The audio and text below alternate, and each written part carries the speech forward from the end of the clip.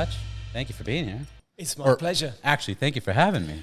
Well, even better, even more of a pleasure. I mean, I love this space, and a lot of people don't get to see it. So Yeah. You got As a a little matter bit of an inside track. This is beautiful, and this is very exclusive. Where are we right now? We're in the members bar, which is the one part of Bike Shed Moto Co that the general public don't normally get to see unless we're giving a tour, and it is members only, and it's something we don't have in our London club.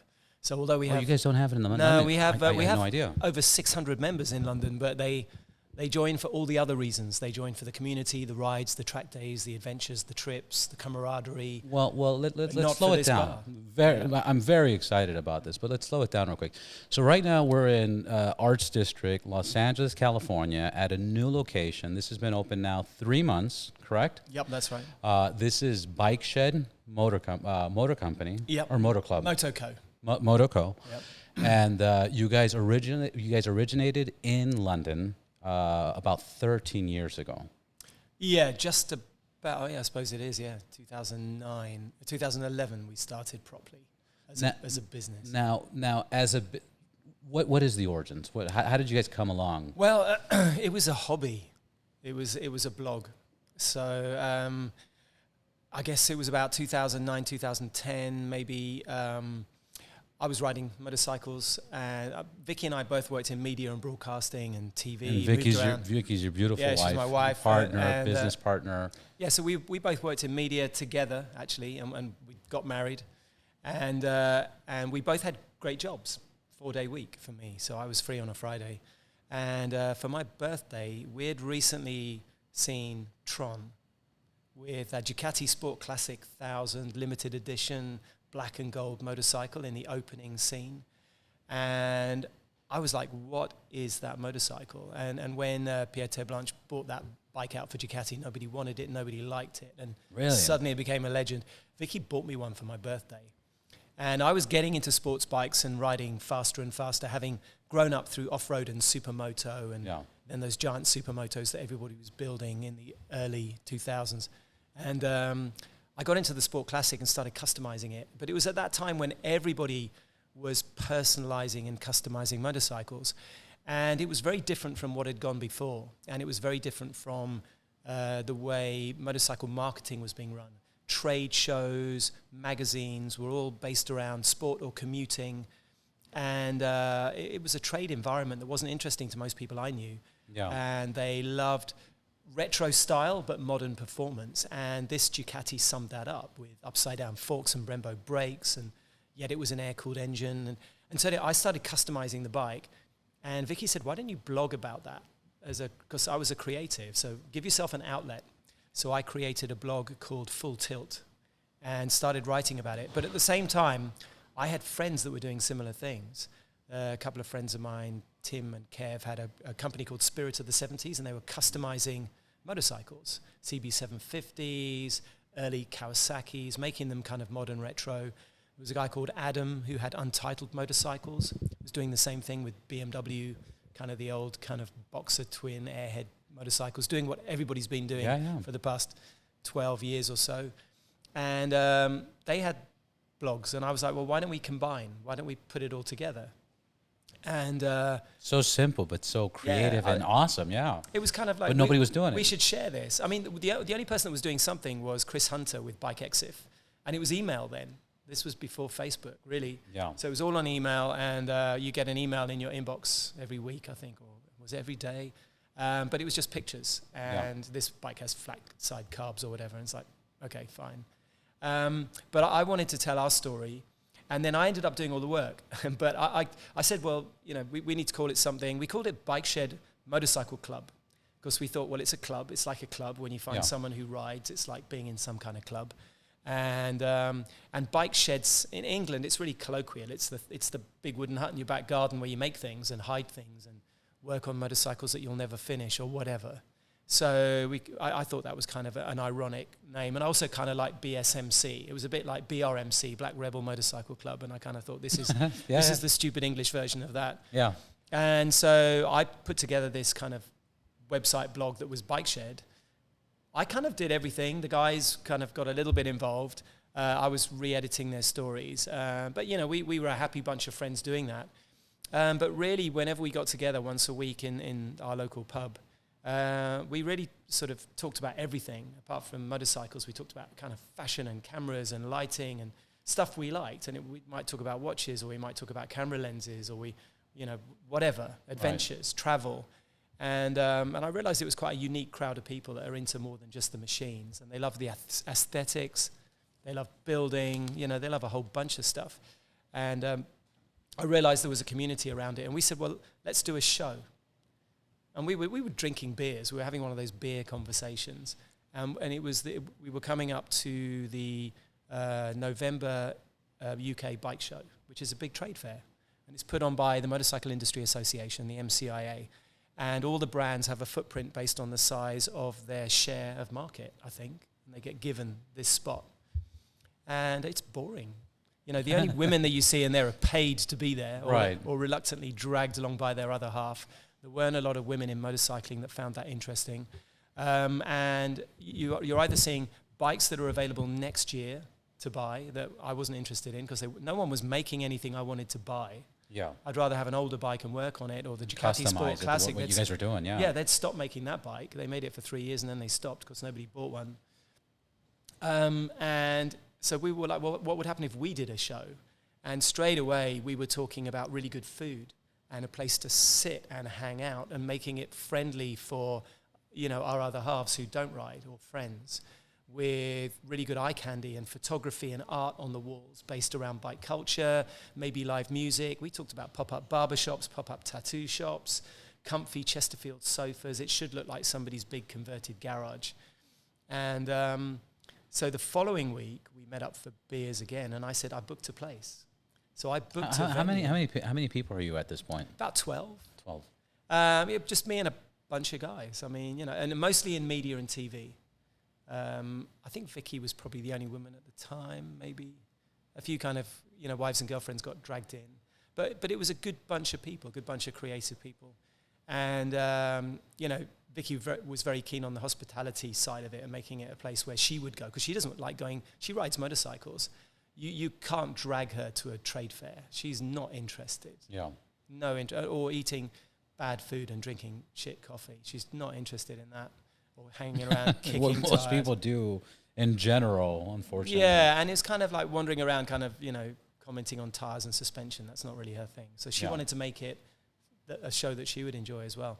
So a few months later, we put on our first show, and that kick-started Bike Shed as a business. So we hired a couple of railway arches in Shoreditch, around the corner from our destination now, at a place called Shoreditch Studios. By that time, I'd migrated the website onto Facebook, and other people were writing to me saying, would you share my bike? And a lot of them were the Bike Exif rejects, because they didn't have good enough photos. Yeah. And Chris didn't really have time to edit people's photos or turn their stories around.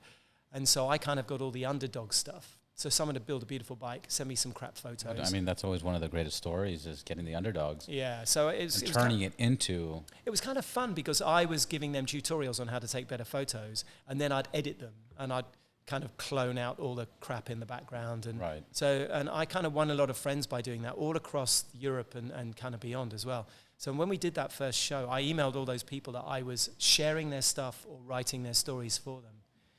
I think by then Facebook had about 20,000 followers as well, so it was growing. And yeah, because 2007 to 2010, it was still private. You had to go to the university and do the email thing. It wasn't public. Yeah, it had opened up, and it became about those communities. And everyone was sharing. It was a time for sharing. And the fact that you could link back to other people's sites. But all those people said, yes, they'd come to this show. So I think we had 55 motorcycles, but from all over Europe.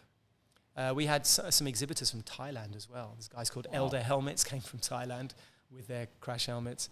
And 3,000 people turned up to this show. And we had the pop-up barbershop. First show. Yeah, first show. Pop-up barbershop, pop-up tattoo, art on the walls by Conrad Leach, who we have his art here right now.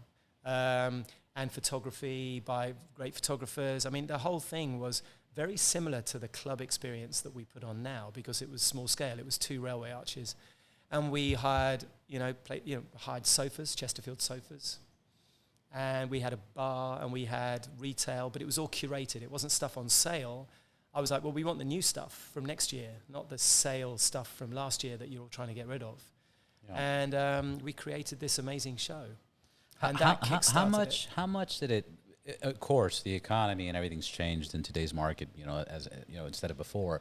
But how much do you think you spent on this venture of just throwing an event with your friends? That first show cost us £12,000, about $16,000. A lot of money. Yeah, we just all shipped in. Yeah. And but still, it's not like a $2,000. Let's get a keg and it was definitely more than that. We made an effort. We wanted something great.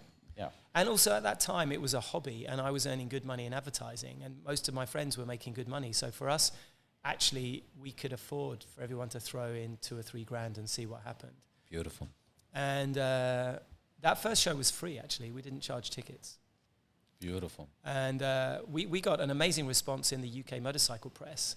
A lot of brands came and said, "Where did you find all these women and young people?" Which I thought was a funny question, because it just, if you speak their language, they might turn up. Yeah, was my answer, and make it welcoming. Like if you stuff, models with too much makeup in Lycra, and that's your representation of women in a motorcycle event, then real women riders won't go.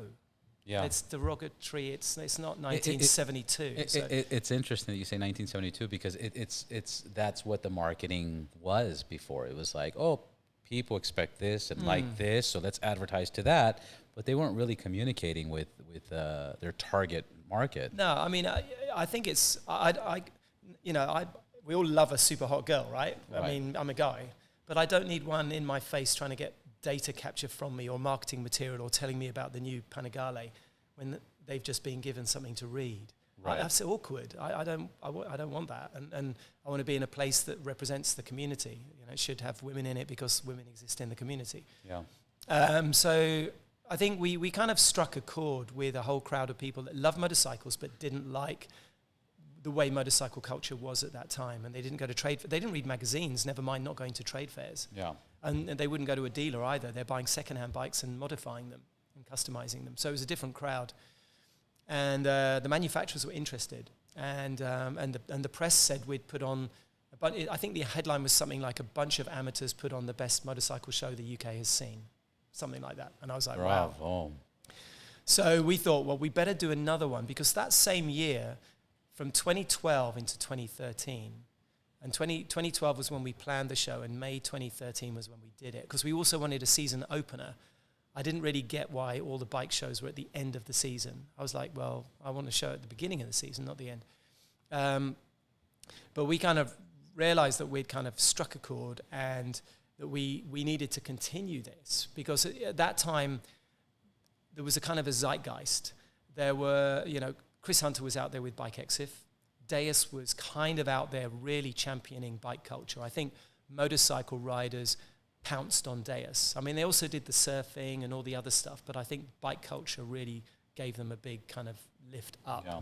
Yeah. Also, I think there was the one show when it was still tied with the handbill. I think when Alan and Tor were working together, I think they did a show together. And these were shows that were going on before. Yeah, and that was in the US. There was a show in the UK organized by Dave Mucci, the Moto Mucci guy. I think he organized it. I might be remembering all of this wrong. I can't remember what that show was called, but all these motorcycles were on kind of, they were on pallets, and there was kind of cool stuff going on. You could see there was a zeitgeist. It was like the owners of motorcycles, the creative crowd in particular, were taking over bike culture, and they go, no, this is how you do it. This is what motorcycles should look like. And we were almost telling the manufacturers, this is what we want. We were building stuff that we liked, and they weren't doing it. So I kind of realized that was pretty cool. And so we decided to do another show really quickly. So that same year, we did another show in October 2013 as kind of the season closer, almost like this is what happened through the summer. And then we had 77 bikes, and I think... So like the recap. It was the recap, yeah. So it was the season opener, season closer. And we did think about, that was the formula going forwards. And we did this second show. We hired 2 more railway arches. So we had 4 or 3.5 kind of arches in Shoreditch. And it was even bigger. I can't remember how many people turned up. 5,000 people? Sounds right. I think 5,000 people turned up. Wow. And because usually you get a good hit the first one, and the second one's like a little dip. And and we charged £5 for a ticket, and we had sponsorship. I think Moto Guzzi and Triumph sponsored the show.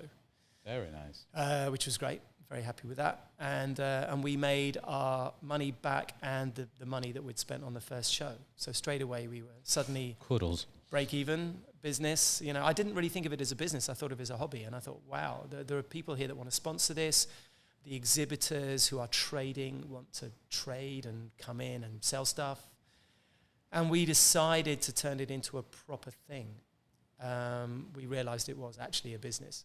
And so we started a company and we planned our third show. And we moved hugely, kind of expanded into Tobacco Dock, which is the venue that we do our show at now in London, which is a big, I heard, stunning venue. And I heard about the show. I heard you guys bring in about 25,000 people.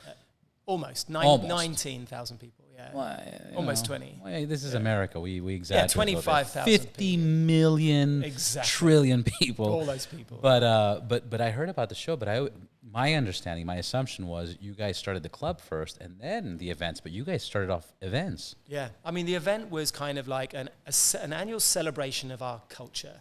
Yeah. People like us, people who are going to be listening to this podcast, people who ride bikes, build bikes, fettle with bikes, who want stuff personalized, they want stuff to be interesting, and you know, it's that crowd wasn't being represented, and so this was our annual party. It was our celebration of what we do, whether it's photography or art or bike building, and all the other things that kind of circulate around that kind of culture. Now, and I think the DGR as well kind of inspired the barbershop side of it, because the DGR also started in 2012. We did the first one when Mark Howard did the first one in Sydney.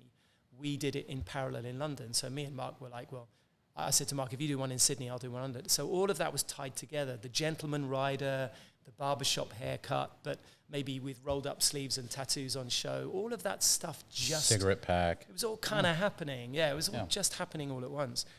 So I think we were part of that zeitgeist, but we wanted to push it and drive it and not just be riding the wave. We wanted to amplify it and make it more reachable, more accessible, because motorcycling's always been very exclusive, and we wanted to make it inclusive and add more people. Can you paint me a picture, like, if I go back 12 to 15 years ago in the United States, there wasn't many, like especially for Harley Davidsons and stuff, there wasn't many customization companies. There was a handful, Custom Chromes, Clockworks. There was a handful of companies.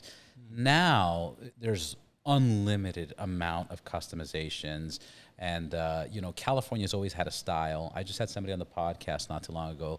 They're from Texas, and now they started getting really crazy on their builds, and they said California had an influence. Can you paint me a picture of what the motorcycle community looked like 15 years ago? Customization, was it big? Did it people, like back in the days, kind of people saw Harley riders are like, oh, trouble. How was it looked upon in general? In the UK? In the UK. I mean, in the UK, custom culture didn't really exist beyond the Harley kind of ground-up build kind of culture. People associated custom bikes with Harley Davidsons and that very old-school kind of 70s, 80s, skulls and flames and chrome and shiny paint jobs. And it wasn't something most people were doing. But there was a huge culture for modification. And there were, obviously upgrading suspension and brakes and exhaust pipes and kind of as you guys say, tailpipes, mufflers, end cans, making a motorcycle work better, because manufacturers build motorcycles to a price. Right. And also they don't necessarily have good taste. They're all kind of designed by a committee and by the marketing department. They don't necessarily know what they're doing. Almost by people that don't ride. Almost. Yeah, almost. In the past, not so much now. And bikes were getting uglier. So we had to fix that. So there was a whole community of people, and it would pick on certain motorcycles. And, people were kind of moving the whole of the Street Fighter thing was quite big, taking sports bikes and taking the fairing off. And also there were certain motorcycles like the Honda Hornet when it first came out, the 600. There was a super simple motorcycle, and you just buy a black one and you change the pipes and you put flat bars on it, and you put mini indicators on it, turn signals, as you guys say. Indicators, Yeah, so small turn signals, small number plate, minimize everything, put as much in a box. Strip. Yeah, it's all about what you can take off. Yeah. Fill a box, which was kind of the opposite of how we viewed the custom scene. The custom scene was add things to your bike. Yeah. We were like, take things off your bike. Make it way less and go faster. But there was an aesthetic side to that. We weren't going racing. we wanted our bikes to sound good and look good and maybe handle better and brake better. But there was a culture around customizing bikes, but I wouldn't call it custom culture. But what happened, I think, was people started adding those parts and those upgrades to older bikes. So you could put upside down forks and Brembos on an old 70s CB750. And that whole Cafe Racer thing had been around for a while. A lot of it was riffing off the Cafe Racer vibe of, before clip-ons, people used to flip their handlebars and turn them upside down so that then they hang like clip-ons. I did that to a couple of bikes. That's awesome. And it's the most affordable way to do it. Yeah, you take the bars you've got, flip them. So we would do that sort of stuff. And so the Cafe Racer thing was more the inspiration than the custom scene. It was about making your bike cool and old school. And people started customizing. The CB750s were a big one, and obviously BMW Airheads, the R80s, the R100s. And I think one of the big influences actually came out of Japan. So there was Brat Style. So Go Takamine, who's now lives here, he had his shop Brat Style in Yokohama, I think it is. I hope I didn't get that wrong. I haven't been to Japan yet. But Brat Style, what they were doing was he was customizing things like the Yamaha SRs and affordable bikes, and in the way for kids who couldn't afford the big expensive Harley Davidsons, with those kind of seats that looked like the pan was made out of a skateboard deck, the flat seat, the kind of maybe motocross bars, lowered.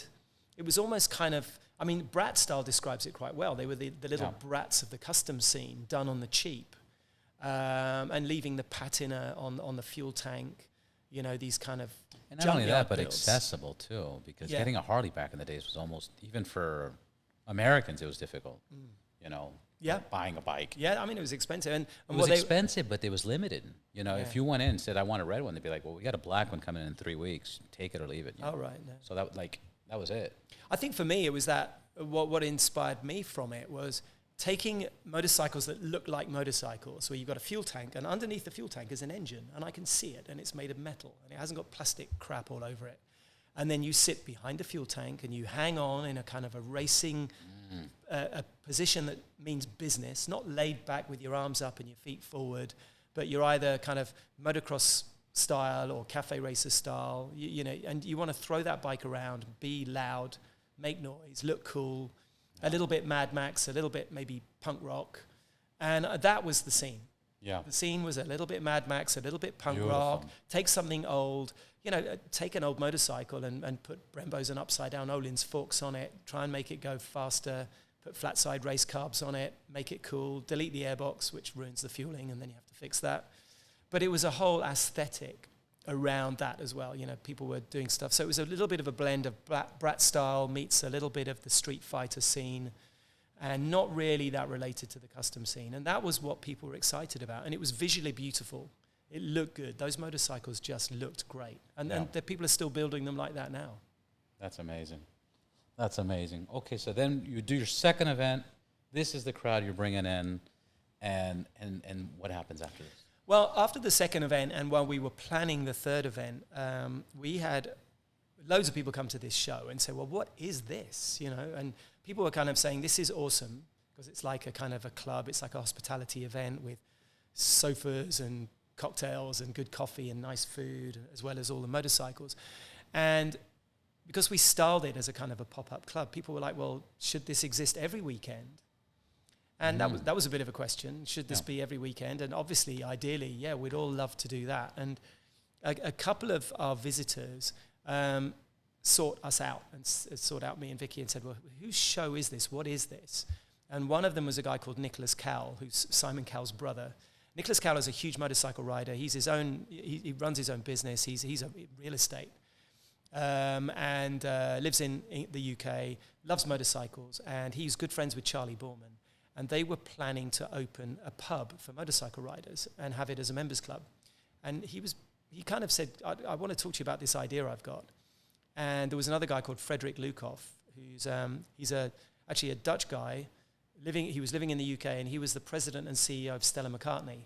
Huge bike rider, owns about 25 motorcycles, owns everything, all his holidays involved 2 wheels and disappearing for 2-3 weeks and riding with his buddies. Beautiful. What a lifestyle. Fantastic guy, as well as being incredibly sort of intelligent and a great mentor for me in business. And between Nicholas and Frederick, we introduced them to each other, and they said, we've got to do this. And we looked at Nicholas and Charlie's idea for a club, and I was like, well, this is really cool, but this is a bit too exclusive. This is for your buddies, and they're only going to come in the summer, and it'll be tumbleweed in the winter time, and this needs to open up to everybody else. And it needs to be more like our event. And Nicholas agreed. He said, well, you've done it. It's this event every day. So they sort of helped us with seed funding. We also had started earning money from our show. So our third show at Tobacco Dock actually made money, like some proper money in the bank. And we were like, oh, right, well, we can invest. They can invest. Yeah. We had a whole bunch of seed money into this kind of idea. So we put a business plan together. Shockingly, the business plan made sense. And initially, Vicky and I had thought we would hire people to run it. And we still had all the people who had volunteered in those early shows, all of those original Bike Shed guys who had been part of our scene. They'd volunteered in those first 2 shows, and they were volunteering that third show. So we created a company, we gifted them shares, we had the seed funding, we put the business plan together, and we started looking for a venue. So at the same time as we did our third show, we found a venue, and we started working on it. And we found these railway arches in Shoreditch that were, a few hundred yards up the road from our original show venues, just as we'd moved off to Tobacco Dock. And we started the build-out. And then after that seed money to get the building and put together the business plan and work out how the hell we were going to do it, Vicky and I quit our jobs, which was maybe not the smartest thing to do, and became full-time Bike Shed people. We hired a couple of our volunteers. Gareth, who works who runs he's now our global brand director. He was actually second employee, because Ross was also one of the volunteers. He works for us, but he's now retired to Cornwall to live a simple life. And we miss him greatly. But Gareth and Ross were volunteers, and they became part of the company. Gareth's still a huge part of that business. No, the loyalty of them sticking around, and the loyalty you guys have created for your members and for the people that come to your shows, stunning. It's amazing. On your success of, let's not talk about success yet, but so far, when you got to that point, how much would you say is skill or luck or timing or all of the above? Like how much, I don't know. It's a funny question, because a lot of people say to me, oh, you were so lucky. You were in just the right place at the right time. And I've spent the whole of my life thinking I was particularly unlucky. Housing market, job market, coming into TV as a creative director in broadcasting at the death of television, at the death of advertising revenues. Joining MTV just as it began to fragment and fall apart. All these companies I worked for. Joining publishing just as publishing was dying on its ass. Working for big companies, for Time Warner, and News Corp, and and all those kind of big companies. And I don't think the thing is, the harder you work, the luckier you are. I mean, we saw an opportunity. I could see a phenomenon happening, but I was determined to drive it, not ride it. I mean, we wanted to influence and sustain the business. And I remember having a conversation with somebody who I won't name, actually, because it's a bit unfair, but somebody really big on the scene at that time, whose name everyone knows, said, how long do you think this bubble's going to last? And I said, it's going to last as long as we want it to. If we drive it and make it interesting, it won't be a bubble. It's not going to burst. Because this is cool. But motorcycling's been cool since, the 30s, 40s, 50s. Yeah. If we're still looking at Keira Knightley selling perfume on a Ducati SS750 in TV ads. Yeah. Biking's cool. Chris Pratt is still being chased by dinosaurs on a motorcycle. I'm just going to add to that, but I was dealing with a company that rents out motorcycles, and I was there when they had a group of Germans that started off in Chicago and did Route 66 and got to the LA facility. And the stories that you hear them say, these big German men crying and breaking down, saying, this is a dream come true, because I used to have the Elvis Presley poster of Elvis on his motorcycle, and I got to do this, Yeah. It's very cool. And that's the thing. So for me, biking was always a thing. And I said it's up to us to sustain it, because the industry's forgotten. the industry has turned into the transport industry. And if you think about motorcycling as a business, if you build motorcycles, especially 10 years ago, those were engineers working in the transport industry. And their relationship is not with consumers, it's with dealers.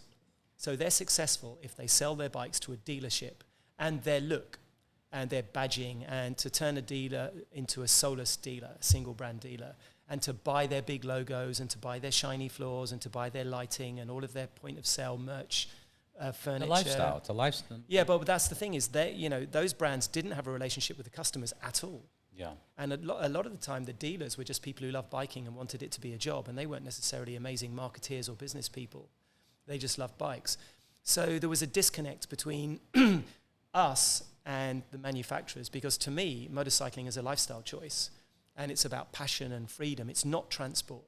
Yeah. It's about adventure and camaraderie and the thrill of speed, or, experience. It's experiential. So nobody was doing that, and we saw that as an opportunity, and we saw the chance to be the voice of the riders to the industry. And so we were kind of lucky, so the timing was luck, but I think we identified a genuine opportunity to build something amazing, because you look on at other people building amazing things, like whoever founded MTV, and Sumner Redstone and all those guys that created that, and the early people who put all of that business together. You go, wow, you created an iconic brand. Or the Ace Cafe, or to found a company like Triumph. And I thought, well, here's a chance to found something iconic that might be around in 20 years. And I didn't want to miss that chance. I'd worked for other people as a creative director or in other senior roles making their brands great. And I thought, well, why shouldn't we do that for what we love and for our community? So there was luck in that things were happening, but I think we made our own luck. And obviously, having worked for big, complicated businesses, Vicky and I knew how to run business and manage people. And we knew how to build teams. And really, it's about people. It's all about human capital. It's about your team, your staff, your crew. And we got that right. And that made us very lucky. One of my favorite definitions of luck is when opportunity meets preparation. Mm-hmm. That's what luck is. You know? So it's not like it just fell on your lap and stuff. It certainly didn't fall on our laps. I mean, we had to make it. And I think we wanted to play our part in amplifying something that was happening, not on our own. I wouldn't say we're not changing the world, but we were part of a family of businesses, of cultures and companies, for shows like the One Show and the Hand-Built Show, and for Bike Exif, and for the Distinguished Gentleman's Ride, and for some of these, really amazing bike builders that are doing really cool things. And I don't want to start naming them because I'll forget really important builders, but also including companies like Deus and the companies that are built around, and I'm sort of resisting the temptation to kind of list off loads and loads of companies. But between us, we're a family of brands, and we've told the manufacturers what to do. And the manufacturers have changed what they build and what their bikes look like. I mean, in 2014, we were invited by a manufacturer to go and look at the prototypes of the bikes they were building under NDA and say, what do you think? And when I saw so huge. when I saw their lookbook, it was full of the bike builders on our collective blogs, what we were writing about and sharing. It was what they were doing to motorcycles, they were going to do to their next generation. And that happened with a Japanese manufacturer as well. A few people came to us and said, what do you think of this? Look at this.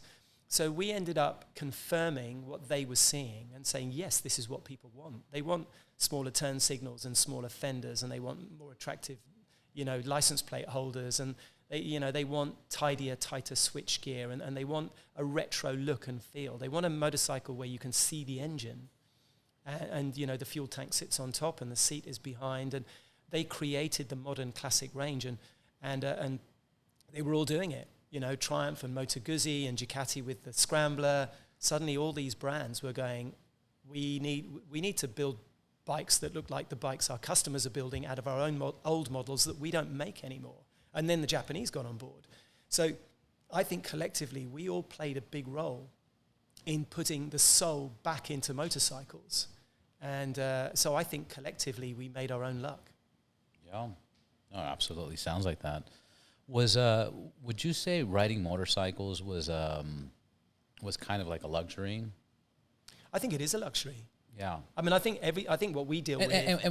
And continue that thought, but what I'm also asking is, you know, I've traveled to many countries, and, you know, motorcycles is a common transportation. Yeah. It's a luxury. It's, you know, in America, it's considered luxury, but because there's so many financing options, which before there was no financing options, you know, so like... I think it depends on your definition of the term luxury. To me, the word luxury is a thing you don't have to do.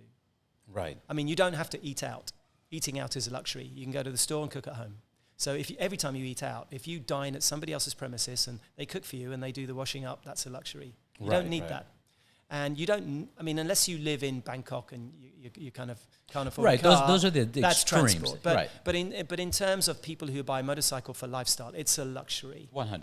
And a lot of things we do are luxuries, and I think we need to recognize that. So for me, that's really what I mean about luxury. And customizing is a luxury. Absolutely. And dressing up and the gear and, you know, yeah. Yeah, so we are kind of in a business of privilege and luxury. The great thing is it's accessible and anyone can afford it, which is fantastic. It's an affordable luxury. But we're definitely in the luxury business. That's beautiful. When did you guys... So you did your third event. Now you get a spot. You open up your spot. A year later, you have a manufacturer calling you, trying to get your input on the styles of the bikes.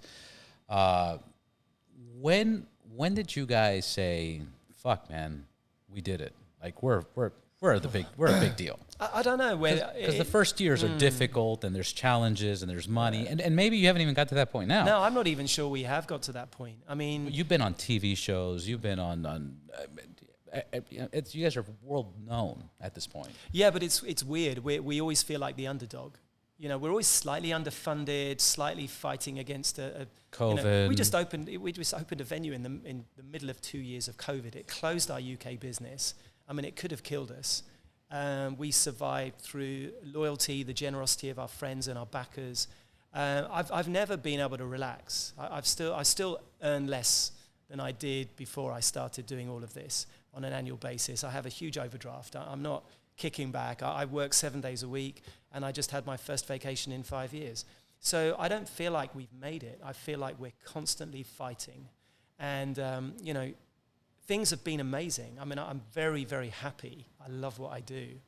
And, you know, and happiness isn't always driven by wealth and success. It's driven by a sense of achievement. And I know we've achieved amazing things. But the thing, I think we'll feel like we've really got it when we can sit back and watch other people run with it. Because this isn't about me and Vicky or our core team. You know, we have a real core group of people, and Stuart, who's now an integral part of the business. Yeah, but you guys created a value that people are following. That's why I have such an interest to talk to both of you. And I want to know, you know, like, what were you guys doing before? Like, you guys, I know what you're saying. It almost, you guys want to be a part of it, but at the same time, it's about legacy. It's so big now. Yeah, I mean, I know, you know, I mean, roots count so much. Yeah, they do. When Dan came to our business, Camera Dan, he said to me, "Dutch, you and Vicky have to be on camera." And I was like, "Yeah, but it's not about us." And he was going, "Yeah, but it's always about people, and people are interested in you." It's the stories. It is the stories, but we really want it to be about everybody, because my greatest joy is, and this happened yesterday, was when other people are giving a tour of this venue, our customers, showing people around. Yeah. They're showing people around like they own it. That, to me, is success. When people feel like this is their place. I worked for the Extreme Sports Channel for a long time, and my stated goal as the creative director is for the athletes to feel like they own the brand, not us. You know, it's their brand. It's what they do. We don't do it. I can't do a backflip. No, you guys definitely created that. No, so, but you guys definitely have created that. So for me, I'm happy to represent and tell the story. But I'm not the most amazing motorcyclist or motorcycle rider or business entrepreneur or incredible person. I'm grumpy and moody and lazy like everybody else, you know. And for me, it's about the whole community. And you know what I really love about bike culture is all the stuff we don't talk about, or we talk about in a subtle way. It's actually the fact that it's great common ground. It unites people, even though they might disagree about, you know, vaccinations or mask wearing or abortion rights or whatever. They can disagree about all sorts of things, but we should be reminded about the things we agree on, like, you know, basic freedom and democracy and being a good human being. Those things are powerful. And so whether it's sports or or other things that you love, the passions we have. Motorcycling is a great metaphor for that. And really what I want to do is I want to build culture around common ground. And motorcycling is great common ground. It unites people. And I want the legacy of what we do to be around uniting people around something people are passionate about. And biking is an amazing thing to be passionate about. It's exciting, it's cool, it creates friendships. It changes your mood. Yeah, I mean, it's the ultimate expression of mindfulness. If you want to look up what that's all about, riding a motorcycle is literally being mindful. You know, I think it's so good for the soul, and I think it's kind of good for humanity in a kind of a secret kind of way. And our goal is to create the home for that. And then for people to do their own thing. It's not for us to organize everybody and tell everybody what to do or tell people what's cool or what's not cool. That's not our job. Yeah. Our job is to get everybody in a room and get them to have a proper conversation and do cool shit. That's amazing. You guys are killing it. Congratulations on that. Tell me about when you opened up the LA. You opened up during COVID. It's recently 3 months. Was it to duplicate what you currently had, or did you want to switch it up? It was definitely a chance to switch it up. I mean, we built London on a budget. I mean, this is built on a budget too, but you know, we did the best we could with the money and the time and the resources we had. And when we built that venue, we learned a lot of things. I mean, it's very difficult to take your passion and make money out of it. And hospitality is a terrible way to make money. Cooking people food and feeding them and making that affordable and good is not what a lot of people do. Really fucking hard. Yeah, and a lot of other restaurants, they really commoditize that experience to try and make it financially viable. They want you out in 90 minutes, and they want it all scheduled in advance and pre-booked, and they don't want walk-in trade, and they don't want you to stick around too long. And they want an average spend per head at a certain level. And it's a terrible way to make money. I don't really want to make money out of hospitality. Retail's tough too. You know, you've got to get people to come to your place. We find it hard to get people to buy our stuff online, because they want the experience of coming here, so they wait. And I'm like, no, buy our stuff online. It's a great business model. But they're like, no, I'm going to come to your store and try something on. All the things we do, and the event business is great, but it's really, really expensive and high risk and a very hard work, and it nearly kills us every time we do a show. So, but we did realize in our London venue how to make a business out of it, and separating out the events and the event space, and also having a members bar for the members, because when we started our London business, we didn't have a club, but we called it Bike Shed Motorcycle Club before we became Bike Shed Moto Co. And that was to make it a bit more friendly, because people kept thinking you had to join to come, and we wanted to make it clear you didn't. But when we opened it, you had to get jumped in or something. Yeah, exactly. And so, but when we opened in London, everybody said, "Oh, well, how do I join your club?" And we were like, "Well, okay." And we created this club, but we had no space. So one of the switch-ups was to have a private members bar, so that the club members could come to a place that was their own, and also having the event space much more usable by us and by other people. So the event space was a big breakout, but we needed to grow it. We realized that actually we had a business that attracted way more non-riders than we expected. You know, I thought we'd have maybe 20-30% non-riders coming to our London club, but it's more like 50-60%. That's so cool. And actually, I think that's really cool, because one of the limitations of going to motorcycle destinations is it's full of dudes on bikes. Yeah. And maybe a few women. I mean, one in 5 women ride in the US, and probably it's more like 1 in 4 in California, perhaps around here. But, you know, I don't want to go to places full of dudes kicking tires on bikes. Right. You know, I want to go to places full of humans that represent the whole population. I want to see kids and dogs and families, and you know, and I want everyone to feel comfortable. And I want it to be. That's awesome. You guys do treats for dogs that come in. Yeah, it's amazing. I just saw that. I just witnessed that. Yeah, and you want half the people in here to be female, because that's half the population, right? So it should be representative.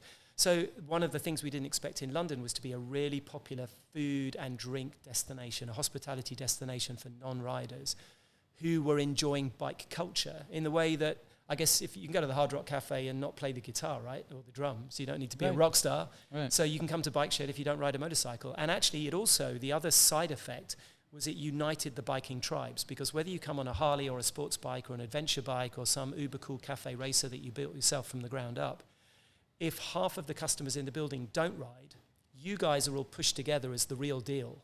And now you're the community. It glues those people together, because they're the authentic heart. So what it did was it untribalized. So, and if you go to the Ace Cafe or to Rikers or any of the great destinations in the UK, and I'm sure, you know, some of the places here, whether it's Rock Store or Neptune's Net or Old Place or Newcomb's when that was open, people are in their tribes. And I think it's kind of nice to be kind of in one tribe instead of all these micro tribes and going, well, I remember I used to ride Super Duke, and I had the Super Duke R, and so I was a moderator on the Super Duke R forum, and I used to arrange meets and rides, and I was an authority on airboxes and velocity stacks and gearing and throttle cams and all the bullshit that you get into if you're on a forum. And all of us would meet, and we all had the same bike. We weren't even on one brand. We were all on Super Dukes. Yeah. I mean, it's kind of stupid, really, when you think about it. It's ridiculous, I know. And now I love seeing, you didn't see bikers riding together on different types of motorcycles. No, now before. you see it. And also, before you could tell what people rode in on by what they were wearing, and now you can't. No, I'm laughing because I have 3 different bikes that are 3 different categories, and it's like, if I ride my Harley, I got to wear the Harley gear. If I ride the BMW, it's got to be the BMW thing. If I ride the EV, it's the EV thing. And it's so fucking different, and it's confusing, and it's annoying, and it's inconvenient. And I've been riding 20-something years, and I really haven't seen anything like this, where it's like everybody's coming together. Yeah, it's one tribe, and it's one tribe under the gaze of the non-riders. And I don't just mean the customers, the community, the city. Our neighbors. Right. I mean, that's why we the neighbors, the kids, the dogs, everything. It doesn't even matter, You ride, cool. You don't ride, cool. Like you want to get into riding, cool. You'll never ride, cool. Fuck it. Did you try the burgers? Fucking cool. Exactly. So we really needed to expand on that opportunity. Yeah. To really amplify this space for LA and for the locals in the Arts District. It's a really cool place. In London, we're in the top 3% of all restaurants on TripAdvisor. Out of 28,000 restaurants. I believe it. And it's the service, by the way. It's the people. Yeah. The food's good. It's not great. It's good. But it's the staff. It's the in team. LA, the food's great. Yeah, and I have to say in LA, I hate to say it, but I think that the food is elevated even more because we have a much bigger, better kitchen. Our chef in London's awesome. And we have an amazing chef here, Enrico, who rides, obviously. He's got 3 bikes, and his son, they share bikes. Fantastic guys. And but they have a really big kitchen, which we built. So we made a much bigger kitchen, a much easier kitchen to cook out of. We can do more. We can cook to a higher standard. We've got way more. We've got 325 seats in the restaurant. And you can just come for coffee, or you can come for you can have for a romantic date. Which you're saying it very casual, but you guys have a full coffee bar that you guys make all the fancy drinks, and you guys get quality coffee. Yeah, coffee's important. Especially to bike riders. Oh, so important. Yeah, especially. Yeah, you can't have bullshit coffee. And proper cocktails if you come in the evening that are mixed in front of you. We're not pouring out of a pre-mixed bottle, Does the UK location and the LA location, do they share similar items, or Yeah, we have a similar menu, slightly smaller in the UK. You guys eat burgers over there? Yeah, I'm kidding. It's true. That was an American thing. Although we don't say chicken sandwich, that's a chicken burger. I don't know why it suddenly becomes a sandwich when you do the same thing. That's just lazy. That's just American laziness. Yeah, that confuses us. Yeah, bread, chicken sandwich. Yeah, it's really simple. We actually have the UK coffee here. So the coffee that we serve here, you get the UK blend, or the London blend, or the LA. Well, it's not a blend actually; it's a single origin Brazilian. But the London coffee or the LA coffee. That's awesome. So the London coffee is the London coffee is more like an Arts District coffee. It's more like a blue bottle coffee. Yeah. Whereas what we call the LA blend is a little bit more like the softer, coffee, tea leaf, whatever that place is. It's this kind of softer, more of a Starbucks coffee. General coffee. Generic coffee. So we try, and so it's got the same as the London stuff, and also we have full English breakfast here. We're going to start to do the Sunday roast, but also in the UK we have huevos rancheros, which is my favorite breakfast. Yeah. So we have a lot of crossovers going the other way as well. We always had that. We always had a little bit of a California style. That's another thing. As I started traveling, there was a point like I'd be in Dubai or Qatar or somewhere like that, and they wouldn't have tequilas. And now tequila is... Yeah, it's everywhere, Yeah, UK, big on tequilas. Well, I guess if they guys... I think the whole world, big on tequilas, big on... Rum's always been around, right? Avocado toast has taken over the world. Avocado toast. There's a Californian export. I think the whole world's becoming more globalized anyway. And I think if you live in a big city, whether you live in Austin or London or New York or Los Angeles or maybe Dubai or Tokyo, we're probably all... got the same flavor profiles for coffee and the food that we like and the drinks that we like. We're all being marketed in the same way. Yeah. And we want to be an international brand, so we want to have an international... well, I call it, sometimes I unfairly describe it as kind of like being in a really nice hotel. Right. Like, you expect Eggs Benedict and you expect avocado toast and you expect a really good steak or maybe a risotto. You expect those things to be on a menu and you want to know what they look like before they turn up on the plate. You don't want a surprise. Right. I don't need my Eggs Benedict deconstructed with wasabi on the side. I want Eggs Benedict. And so really what we're trying to do is offer that consistency. So hopefully people, as we open more bike sheds in the future, it doesn't matter where you go, you'll get a similar experience. Which that's already being on the works, right? It's on the works in our minds. We're certainly planning expansion. I mean, the idea of opening Los Angeles was a kind of a proof of concept, proof of scalability. I know this community exists all over the world. In London, it's a niche within a niche. It's small. It's a difficult city to own and ride a motorcycle in. It's expensive. LA has got maybe 25 times as many people in it that do what we do in a similar catchment area. But we know that there are cities all over the US straight away without going back into Europe. I mean, we can do this in Atlanta, we can do this in Austin, we can do this in Dallas, Houston, Denver, we can do it in Miami. I mean, there are so many places we could do this. And a lot of people want us to do this in those cities. What's the requirement? What are you trying to look for? Are you trying to look for like for example, California, you could only ride 12 months out of the year because of the weather. Yeah, I think... are you looking for motorcycle-friendly spots? Yeah, we need to be motorcycle-friendly. Weather's not always a thing because in London, you can only ride 9 months of the year comfortably, and then it becomes all about what gear you're going to wear. But it never gets super cold either. There are plenty of places where you can only ride a few months of the year. And I think what we did in London was we created a destination where you could come even when it wasn't biking weather and you didn't have to bring your motorcycle. You can still be a rider, come to the bike shed and come in a cab and drink more beer. And in fact, Q4, when it's winter in the UK, is our biggest trading period. So we know that works. So I'm not afraid of a New York. When it comes to places like New York and San Francisco, I'm more afraid of labor laws and city bureaucracy than I am of the weather. That makes me nervous. Having dealt with California bureaucracy, that sucks. So we'll probably go to places, maybe Texas should be next and Georgia because they're really business friendly and they want to help us. We've met with senior representatives of the state of Georgia and Texas who are like, we want your company here. So being wanted is important. We need to know our crowd is there. We need to know the riders are there, people like us. But in the digital age, that's easy. We know where our followers are and we know who engages with us. We need to find a venue where, on the one hand, it's crowded enough to attract casual visitors, but where by having motorcycles, we won't piss off our neighbors, which is why we're really strict about people being arseholes around our venue on their motorcycles, because we're part of a community as well, and we don't want to be, we don't want to alienate. We have neighbors. We all have neighbors. It's a great way to get shut down. I know there's some rides around a couple of shops in Hollywood that got shut down because people that went to those rides behaved badly. So we don't want to get caught up in that. So we have to be very open. A lot of people come to us saying, I've got a building, I've got a venue, I've got a place, you need to come, I'm building this big development, you guys would fit right in. And I say, well, we need motorcycle parking on site for 100 motorcycles.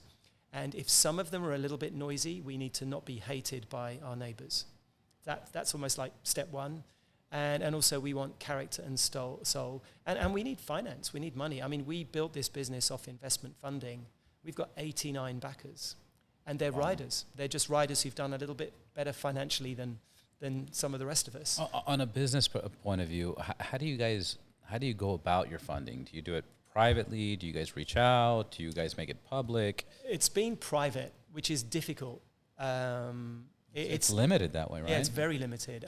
What I never wanted to do was go out there and, people always come to us with crowdfunding things and saying, you are perfect for crowdfunding. And maybe we are. Maybe we are perfect for crowdfunding and we should have done it and we missed a good opportunity.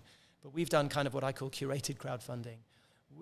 Through our original two backers, through Nicholas Cowell and Frederick Lukoff, we then got introduced to other people. And we had people we knew and people who became customers quite early on who were successful, ex-racers or hedge fund managers or musicians or actors who made money, who loved motorcycle culture, gave us their money. And we ended up with 89 people contributing to the business over 3 years or so. And we haven't finished yet. We're still finalizing the round for the finishing LA. We're still, getting to break even and dealing with all of that side of things.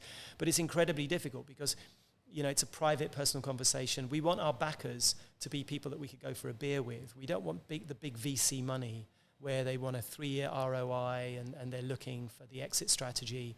We want people that, it's a business, it's supposed to make money, it's supposed to be profitable. We expect you to profit from being an investor at some point. But we really want people to be backing our community and our vision. And also, they're our founding members. Almost all of our investors ride.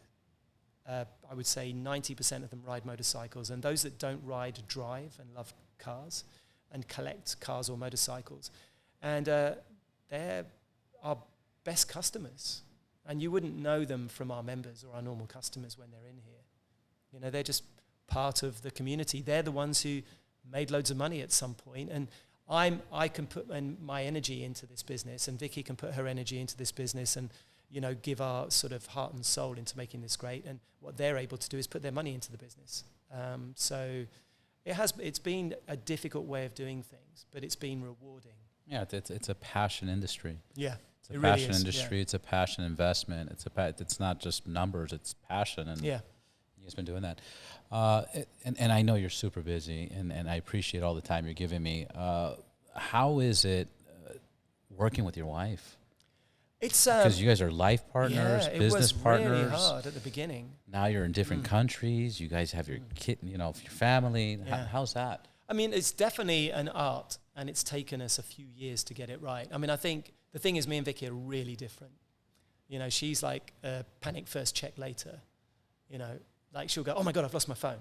And then she hasn't. It's just in her back pocket. And whereas I'll go, haven't seen my phone for about 2 hours. Maybe I left it in that cab earlier. And I'll sneak off quietly, find the Uber driver and get him to bring it back to me, and nobody will ever know I lost my phone. So that sums up the two of us. You don't like the dramatic... so we're very different. She's very instant. She very quickly gets a handle on people and whether or not they're legit or cool or trustworthy. Very instinctive. And I step back, do the research, bit of diligence, get to know them, decide if I like them in a month's time. But together, between the two of us, we come at the same problems from completely different angles, but we always come to the same conclusion, and we have the same taste. So we're lucky in that way. But yin-yang. Yeah, but it's very yin-yang. We are very, very yin-yang. And I think probably as two co-founding business owners, I think it's probably quite hard for our team because, when we don't agree, it's like mum and dad are fighting and they all hide. So it's probably a bit awkward. And we can be grumpy with each other, which isn't always the best look. In terms of leadership, we're probably meanest to each other than we are to anybody else. But it's been a work in progress to be able to go home and then not still be talking about business. And we haven't really succeeded in that, And this vacation we just took was a real step in rediscovering ourselves. And in fact, now we don't work Mondays. I say that, we were already here the last Monday. But we came back from our holiday, our vacation in Bali, and said, right, we don't work Mondays anymore because we can't do 7 days a week for the next 10 years. We've got to have a day off. We want to be here on the weekends when our customers It's mandatory. Here. But it was really, really hard. And also, I think we were both very proud and had very strong views. And when we don't agree on a thing, it's... I mean, I use... just for shits and giggles, like if you want, just for shits and giggles, what would be like something you guys don't agree on? That's a good question. Sometimes she has very strong views about things which aren't very important, and I can see that changing them is just going to piss a whole bunch of people off. And I'm going, do you know what? It's okay. No one will die. But she's very detail focused, so she won't let it lie. And I'm always kind of looking for the kind of the rational way out and the compromise, and she doesn't do compromise at all. So that's usually where we disagree. It's not that she's wrong, she's right. It's just that I don't think it's important enough to push. And sometimes I've learned from her to be more pushy and to not take no for an answer or to not compromise. I've learned to be less compromising because I have a very clear vision of what I think is right and wrong, but sometimes I think it doesn't matter, whereas she thinks it always matters. But I've also taught her to compromise a little bit. But we would disagree about stupid things, like where a light should be or where a refrigerator should be or if it's in people's way or not. Stupid stuff. Where I'll go, do you know what? It doesn't matter that much. It's not a big deal. Whereas she'll be like really pretty annoyed. Yeah, she's more passionate about certain things. And sometimes where you're just like it's a light bulb. Yeah, and sometimes who we collaborate with and who we work with, I'll go, I think what they're doing is great, and she'll go, yeah, but that guy's a real dick. And I was going, yeah, he's a bit of a dick, but what he's doing is cool. And she was going, yeah, but I don't want to work with a guy who's a bit of a dick. And I go, yeah, but he's just passionate and proud and excited. And, maybe he's not a very good people person, and maybe he's a bit on the spectrum and he doesn't really understand he's being an asshole. But actually what he's doing is really fucking cool. So let's support it.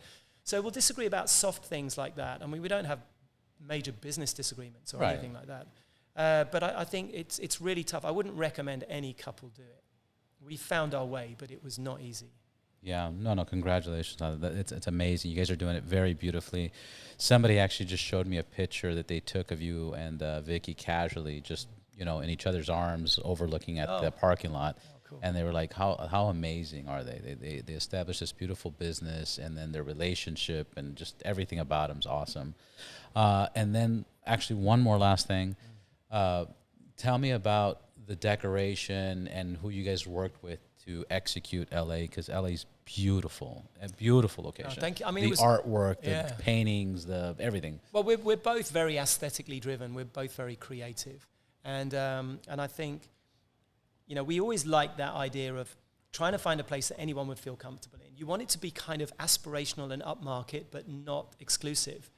So I want somebody to come here who's a carpenter or a CEO and feel like this is their place. And it shouldn't matter whether they're male or female, younger, older, whatever their orientations are, all that stuff. I want anybody to feel that they can be here. And how do you achieve that? How do you be a little bit aspirational and upmarket, but be accessible? And I think what we tried to do is combine having these buildings with soul, like railway arches in London that were built to support railways, not hold people, with poured concrete floors, red brick walls.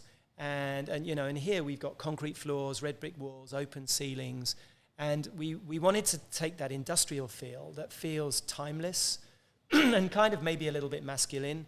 And then inside of that, we put, club. So you put Chesterfield sofas. And, we were kind of looking at kind of English gentlemen's clubs rather than the American version of a gentleman's club, English version of that, along with a little bit of mid-century, a little bit of Art Deco.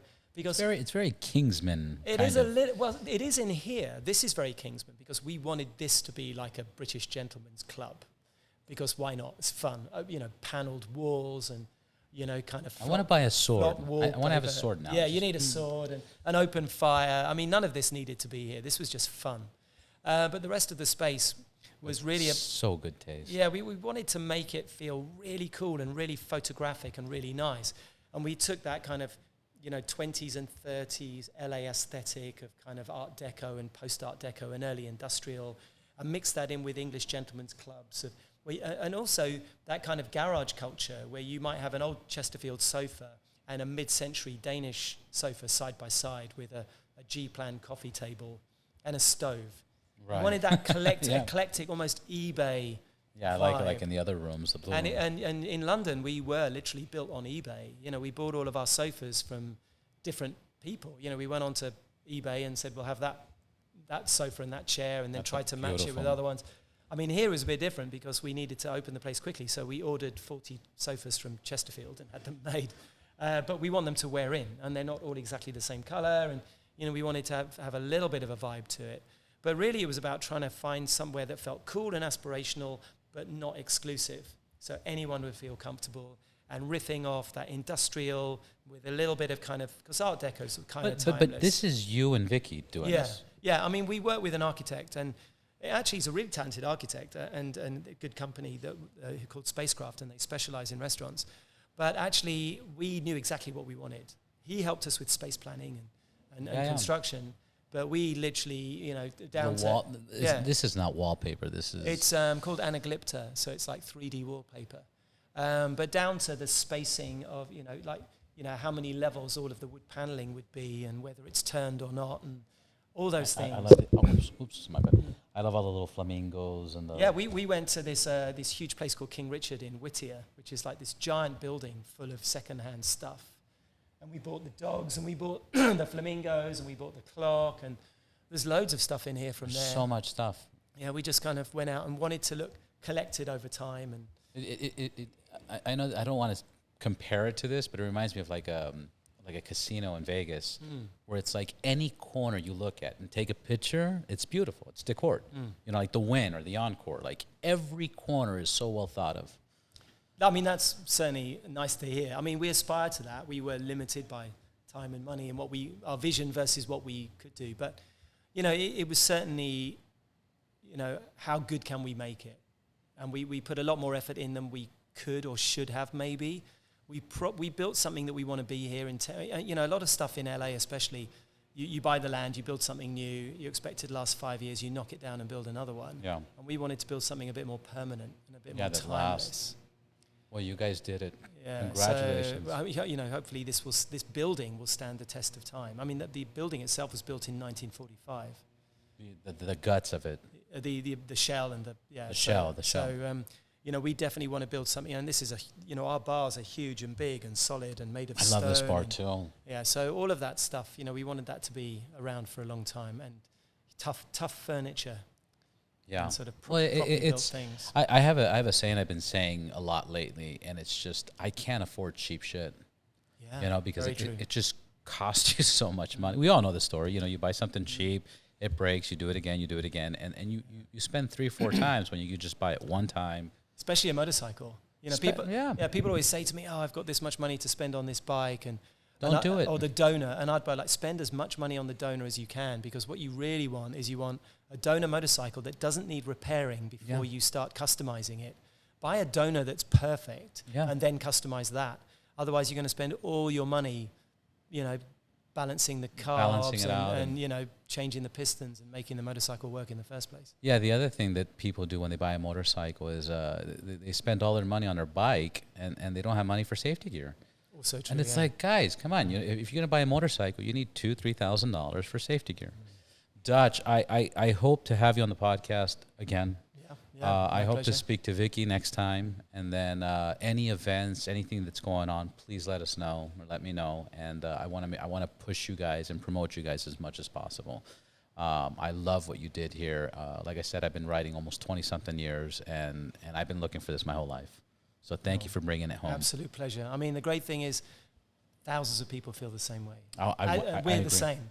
I agree. You know? So we just found different ways to express it. But thank you. It's been a pleasure. Thank you. Oh, sorry, sir.